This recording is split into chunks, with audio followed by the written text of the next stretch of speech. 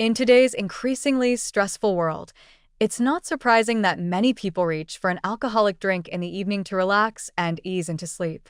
From an old-fashioned to a glass of wine, this ritual is so common it hardly draws second thoughts. But what feels like comfort may actually be undermining your health in serious and far-reaching ways, especially when it becomes a nightly habit. The history of the nightcap stretches back centuries, rooted in the idea of warmth and relaxation.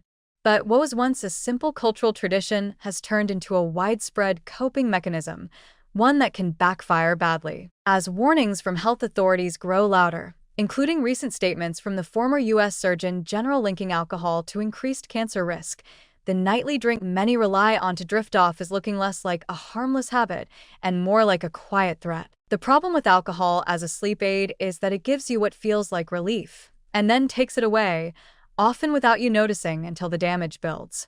Alcohol does cause drowsiness initially by depressing the central nervous system, which is why it can feel so effective at knocking you out. But what follows is far from restful. Sleep quality deteriorates quickly. Instead of deep, uninterrupted rest, your night is broken by micro-awakenings, shallow sleep stages, and disturbances you might not remember, but that leave you exhausted the next day. This isn't just a short-term inconvenience. Disrupted REM sleep, the stage essential for memory, mood regulation, and cognitive clarity, takes the biggest hit. Alcohol interferes with REM in a way that fragments the night and robs you of the restorative effects that sleep is supposed to provide. Over time, this leads to mood instability, memory lapses, and declining focus, all while increasing your risk for chronic illnesses including cardiovascular disease and metabolic disorders. Even more alarming is the long-term effect of using alcohol as a sleep aid. The body builds tolerance to its sedative properties, meaning over time, you need more alcohol to achieve the same calming effect.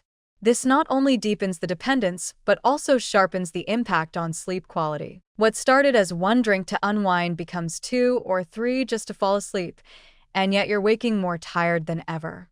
This cycle often goes unnoticed until it becomes a problem that's harder to reverse. Adding to the risk is the common and dangerous interaction between alcohol and other substances, especially sleep medications or anti-anxiety drugs.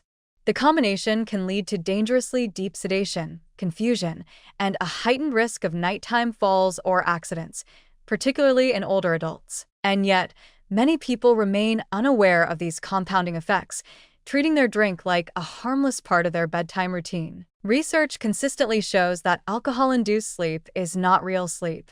It is chemically suppressed consciousness, and the consequences are mounting.